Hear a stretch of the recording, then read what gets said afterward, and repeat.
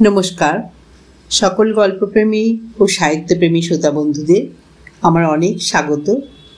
আমার আজকের নিবেদন আশাপূর্ণা দেবীর একটি ছোট গল্প, কার্বন কপি।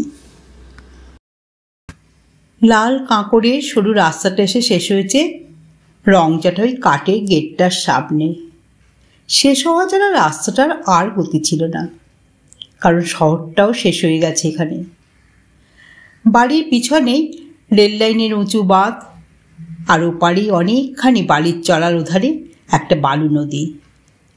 নাম নেই, দেহাতিরা ওর প্রকৃতি বিচার করে একটা নাম দিয়ে রেখেছে। ওরা বলে হঠাৎই, তার মানে ওই ওর প্রকৃতি। মাসের পর মাস কোথায় কোনখানে লুকিয়ে আছে, অনারোগীর মতো পড়ে আছে। হঠাৎ কোনো একদিনের আমাবা বর্ষণে লাস্যময়ী নবযৌবনার মতো উতলে ওঠে। এখন নদীটার অনারোগীর মূর্তি, কিন্তু তখন ছিল ভরা যৌবন।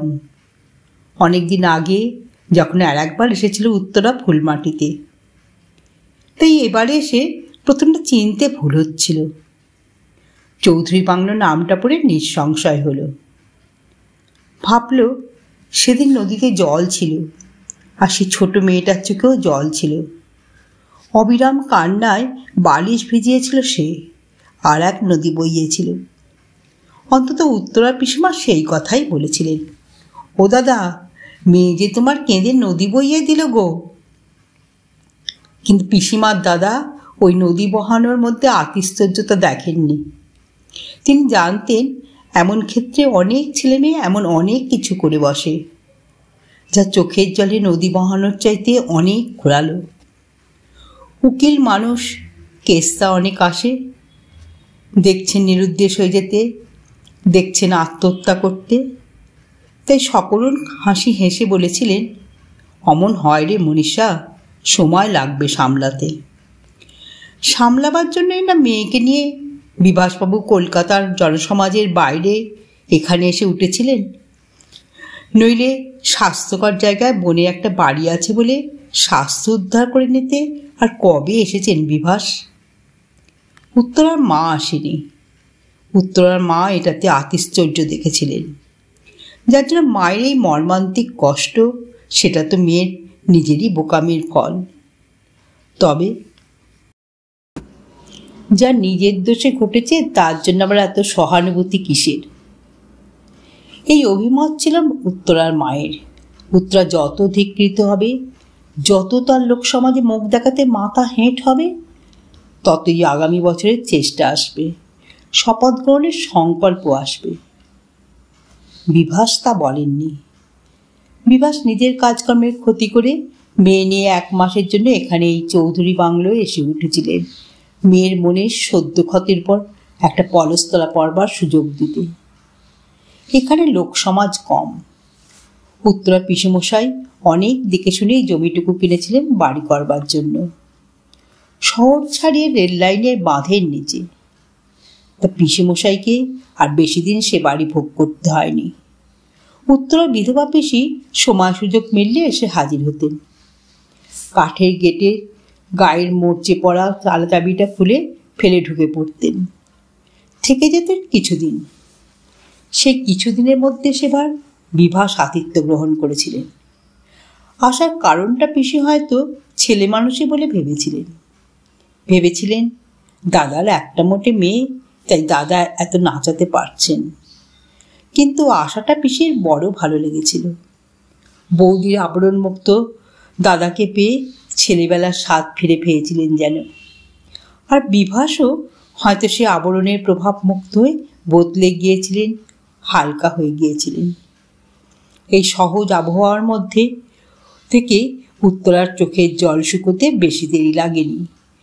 ম্যাট্রিক ফেল করার মতো মর্মান্তিক শখও সামলে নিতে পেরেছিল।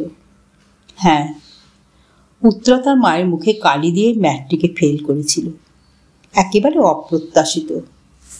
প্রথম দিন প্রশ্নপত্রগুলো হাতে পেয়ে নাকি তার মাথার মধ্যেটা একবার ঝাপসা ধূসর হয়ে গিয়েছিল। সেই ধূসরতার মধ্যে থেকে একটা কথাও উদ্ধার করতে পারেনি উত্তরা। শুধু কলম কামড়েছিল, শুধু আকুল হয়ে মগজের সমস্তটা ওলট পালট করে হাতড়ে বেড়াবার চেষ্টা করেছিল। চেষ্টা কাজে লাগেনি। নার্ভাসনেস, সম্পূর্ণ নার্ভাসনেস। নইলে পড়াশোনা যথেষ্ট তৈরি করেছিল। বাড়ি এসে সেই প্রশ্নপত্রগুলোকে টকাটক মেরে নিয়েছিল। পরদিন থেকে বাকি দিনগুলো দিল পরীক্ষা। কিন্তু প্রথম দিনে ওই ব্যর্থতা সমস্ত উৎসাহ আর চেষ্টাকে শিথিল করে দিল। ফলশ্রুতি ফেল। উত্তরার মা এতটা আশঙ্কা করেননি। ভেবেছিলেন হয়তো তার ডিভিশন পেয়ে ডোবাবে। এ কি, এই যে মুখের কালির বুরুষ। উত্তরা ঘর থেকে বেরোয় না। কাজে কালি পড়া মুখ মায়ের সমস্ত আক্ষেপ আর অভিযোগের ভারটা তার উপরে গিয়ে পড়ে। বিভাসবাবু দেখলেন মেয়েটাকে ওর মায়ের কবল থেকে কিছুদিনের জন্য সরানো দরকার। তাই মেয়ে নিয়ে ফুলমাটিতে চলে এলেন বোনের কাছে। তা বিভাসের বিবেচনাটা ভুল হয়নি। শুধু শোকে সামলে উঠল না উত্তরা, যেন নতুন রক্তে লাবণ্যময়ী হয়ে উঠল, নতুন আবেগে চঞ্চল। কিন্তু সে আবেগ কি শুধুই ফুলমাটির আকাশ বাতাস আর পাখিরা ফুলেরা নিয়ে এসেছিল? সে লাবণ্যে কি শুধুই ওয়েদার? বিভাস শতমুখে ওয়েদারে উচ্ছ্বসিত প্রশংসা করতেন। মনীষা বলতেন, হ্যাঁ, নূতন বর্ষা এখানে সৌন্দর্যের তুলনা হয় না। কিন্তু মনীষা ভাইজির দিকে সন্দিগ্ধ দৃষ্টিতে তাকাতেন। আজ আর চৌধুরী বাংলায় কোনো দৃষ্টি নেই, না স্নেহের না সন্দেহের। মনীষা মারা গেছেন, অনেক দিন হলো গেছেন। বিভাস খুব ঘটা করে মেয়ের বিয়ে দিয়ে হঠাৎ ওকালতি ছেড়ে ফিল্ম ডিরেক্টর বনে গিয়ে বম্বে চলে গিয়েছে। আর হয়তো উত্তরার মা এতদিনের মনের মতো সমাজ পেয়ে সন্তুষ্ট হয়েছেন। কিন্তু উত্তরা হঠাৎ যেন সমাজের পক্ষপট থেকে পিছলে পড়েছে। উত্তরা তার সেই ঘটার বিয়ে স্বামীর হাত থেকে মুক্তি পাওয়ার জন্য ধর্মাধিকরণের কাছে যে আর্জি পেশ করেছিল তা মঞ্জুর হয়েছে। উত্তরা আবার তার বাবার পদবিতে ফিরে গেছে, যে বাবা বলেছেন জীবনে আর ওর মুখ দেখবেন না। মা ওকে সমর্থন করতে চেষ্টা করেছিলেন। মা ওর কাজটাকে ম্যাট্রিক ফেল করার চাইতে বেশি গর্হিত ভাবেননি। কিন্তু বিভাস বলেছেন, চুপ, যে মেয়ে আমার মুখে কালি মাখিয়েছে। উত্তর একবার মার মুখে কালি লেপেছিল, এবার বাবার মুখে লেগেছে। আর অবাক হয়ে ভেবেছে উত্তরা, আশ্চর্য, তবু বাবার পদবিটাই গ্রহণ করতে হচ্ছে তাকে, তাছাড়া আর কিছু নেই। এই অস্বস্তিকর মানসিকতায় হঠাৎ ফুলমাটির কথা মনে পড়ে গেল উত্তরার। মনে পড়ল চৌধুরী বাংলোটাকে। পিসি নেই, পিসির ছেলেরা তো আছে। ওদের কাছে বাড়ির চাবিটা চাইল উত্তরা। বলল 2-4 দিন থেকে আসবো। ওরা বলল চাবি খোলা আছে, মালি রেখে দিয়েছি একটা। আর তো যায় না বড় কেউ, শেষে জানলা দরজাগুলো চুরি হয়ে যাবে। তা গেলে ওই মালিটাই রেঁধে বেড়ে দেবে। কিন্তু কথা হচ্ছে। উত্তরা হাসল, বলল, বলো শুনেই যাই, তোমাদের কথা হচ্ছেটা। বোধহয় পাপিয়সীকে বাড়িতে ঢুকতে দেওয়া নিয়ে দ্বিধায় পড়েছ। পিসু দাদা বলল, আহ, কি যে বলিস, কথা এই ঠিক এই সময় অরণ্যে গেছে ওখানে হপ্তাখানেকের জন্যে। ও এলে। উত্তরা স্থির চোখে তাকালো। অরণি? দাদা বলল, হ্যাঁ অরণি, আমাদের পিসু তো ভাই। কেন, তাকে তো দেখেছিস? সেবারে মামার সঙ্গে যখন গিয়েছিলি অরণি গিয়েছিল যে। উত্তরা ভুরু কুঁচকে বলল, মনে পড়েছে। মনে পড়ছে, কিন্তু ওরা থাকতে আর কারো যাওয়ার বাধা আছে? পিসু দাদা মাথা চুলকে বলল, বাধা মানে আর কি, ও তো একা রয়েছে। কেন, ওর স্ত্রী? স্ত্রী? হায় কপাল, মাথা নেই তার মাথা ব্যথা। ওই এক ছেলে অমন কাজকর্ম করছে, অথচ না বিয়ে না সংসার। ওই ছুটি হলেই বেরিয়ে পড়ে, কদাচ কখনো ফুলমাটিতে যায়। এবারে তাও তো বলেছে সামনের শনিবার পর্যন্ত থাকবে, তুই বরং রবিবার। উত্তরা বলেছিল, দেখি। কিন্তু সেই দেখাটা দেখবার জন্যে যে সেই রাত্রেই ট্রেনে চেপে বসবে উত্তরা, এ কথা কি ভেবেছিল উত্তরার পিসির ছেলে? ভাবেনি। ভাববে কেন?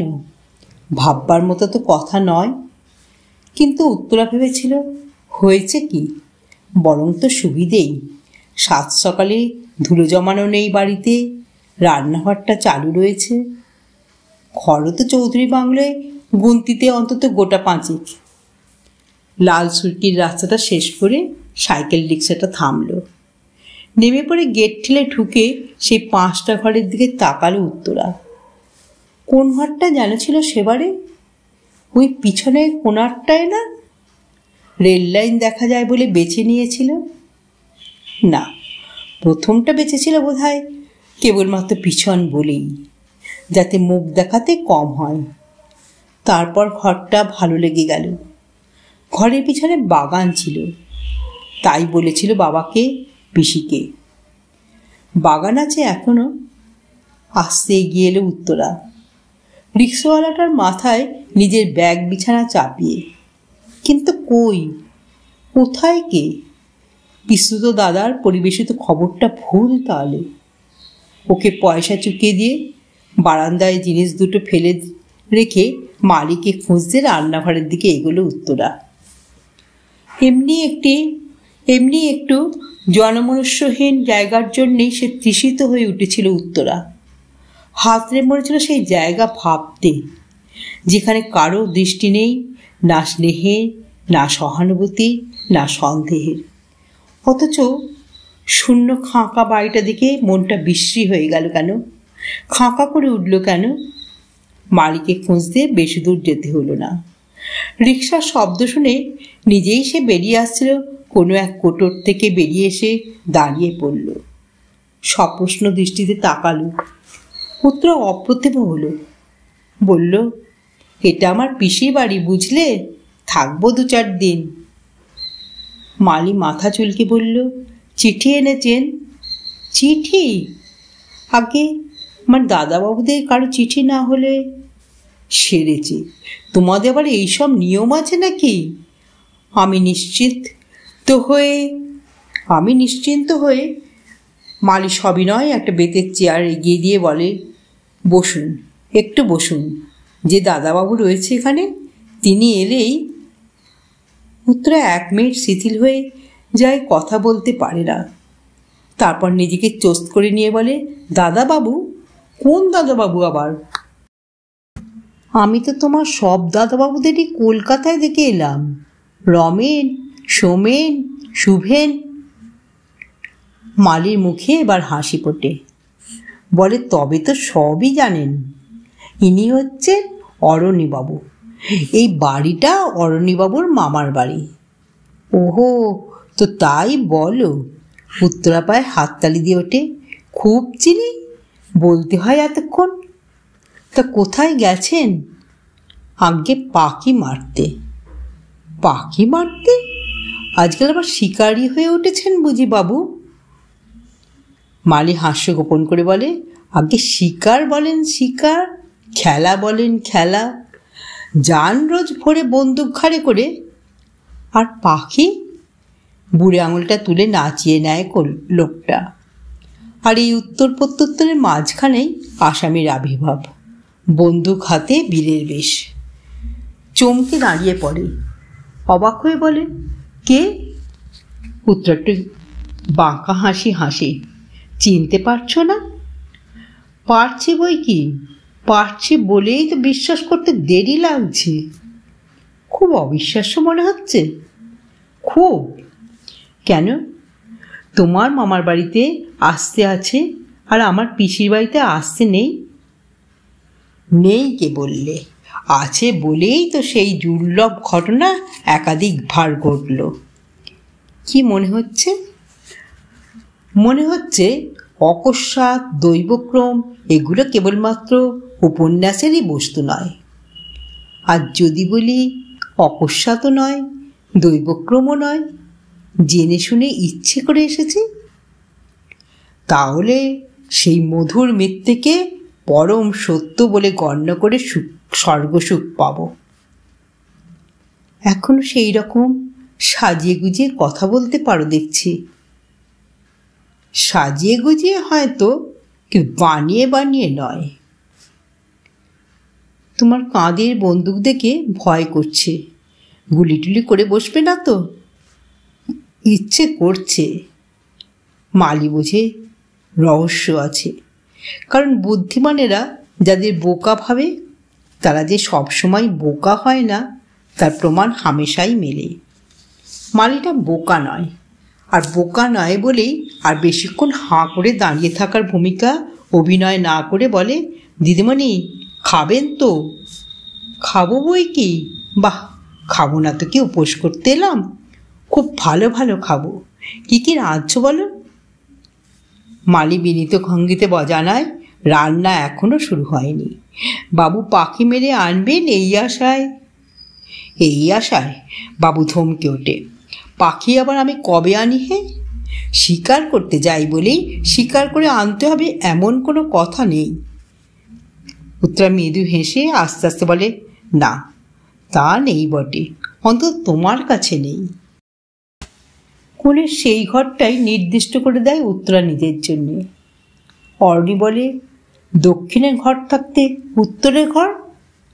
উত্তরা মৃদু হেসে বলে, উত্তরা যে, আর ভাগ্যের দাক্ষিণে যার কপালে ঘরই সইল না তার আর একদিনের ঘরে দক্ষিণের বাতাস লেগে লাভ।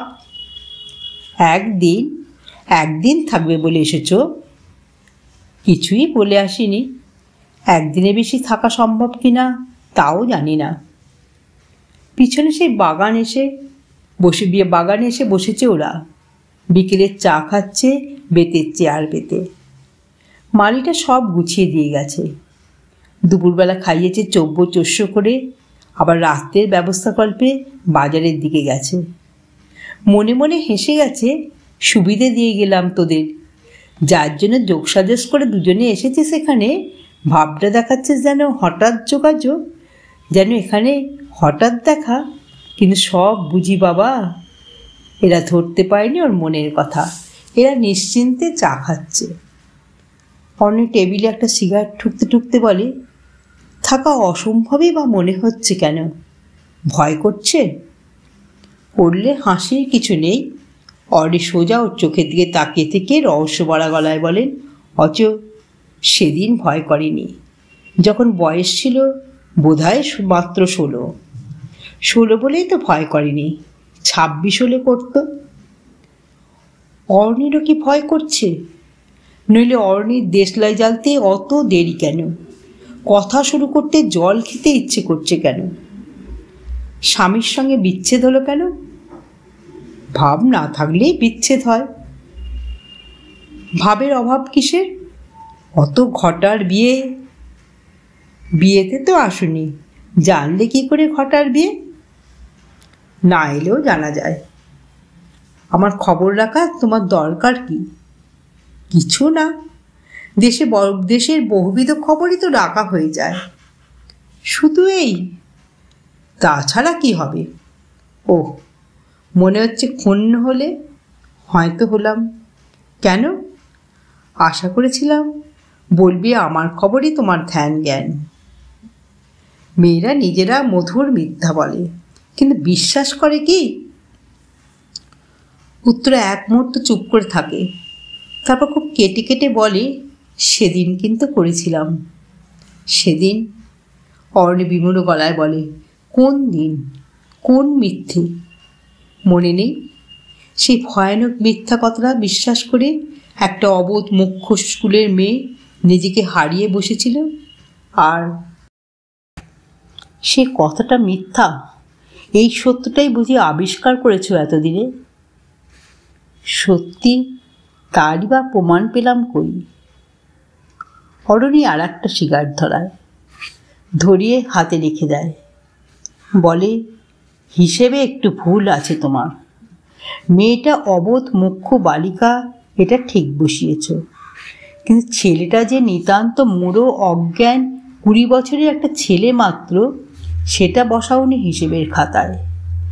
তা যদি বসাতে প্রমাণ পেতে, সহজেই বুঝতে পারতে তার কাছে সেটাই সত্য ছিল। সে প্রথম ভালো লাগাটাকেই সে ভালোবাসা বলে বিশ্বাস করেছিল। কিন্তু মাত্র 20 বছরের মুড়ো ছেলেটার দুঃসাহসের তো অভাব ছিল না কিছু। মুড়ো বলেই অভাব ছিল না, দুঃসাহস তো মুড়োদেরই। পিসি তাই বলেছিলেন বটে। পিসি? ও মামি। হ্যাঁ, মামি বলেছিলেন তোর যদি বয়সটা সাবালকের কোঠায় পৌঁছতো তাহলে তোর বাপকে বলে দিয়ে বুঝিয়ে ছাড়তাম শাস্তি কাকে বলে। আমাকেও তাই বলেছিলেন। বলেছিলেন পরিণাম জানলে আগুনে হাত দিতে দিতিস না। ভগবানের অশেষ দয়া, তাই আমি এসে পড়েছিলাম। ঠোঁটটা কামড়ে তিক্ত একটা হাসি হেসে উত্তরা কথা শেষ করে। বলেছিলেন নেহাত দয়া করেই একথা দাদার কানে তুললাম না। অথচ মজা এই, আমি ভেবেছিলাম, অনেকদিন পর পর্যন্ত ভেবেছিলাম, অতটা দয়া প্রকাশ না করলেও হতো, হয়তো বাবার কানে তুললে। হঠাৎ চঞ্চল হয়ে ওঠে, দাঁড়ায় অরণি। ওর মুখের রংটা অস্বাভাবিক লাল দেখায়। ওর নিঃশ্বাসের উষ্ণতা যেন টেবিলের এধারে এসে উত্তরার গালে লাগে। টেবিলের ধারে ঘুরে আসেও উত্তরার কাঁধের দিকে এসে দাঁড়ায়, চেয়ারে পিঠটা চেপে ধরে, ভয়ানক একটা চাপা অথচ উদ্ধত গলায় বলে, তোমার পিসি, আমার মামি, সেই মহিয়সী মহিলাটি যা করেছিলেন, প্রকৃতির আইনে সেটা জঘন্যতম অপরাধ, তা জানো? অথচ তিনি এটা করতে সাহস পেয়েছিলেন সামাজিক নিয়মে আমাদের বয়স তখনও নাবালকত্বের গণ্ডিটা অতিক্রম করেনি বলে। থাক, তার কথা। উত্তরার রক্তের মধ্যে একটা উত্তাল সুর বাজছিল।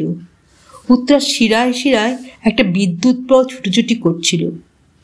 উত্তরা প্রতি মুহূর্তে আশঙ্কা করছিল বুঝি সাবালক অরণি তীব্র আক্রোশে সেই নাবালক ছেলেটার উপর অবিচারের প্রতিশোধ নেবে। তবু কষ্টে কথাকে সহজ সুরে শেষ করেছিল সে, তিনি বেঁচে নেই। উত্তরা যা আশঙ্কা করেছিল, নাকি শুধু আশঙ্কাই নয়, আশাও। তা যদি অকস্মাৎ ঘটে যেত, হয়তো উত্তরা বাধা দিতে ভুলে যেত।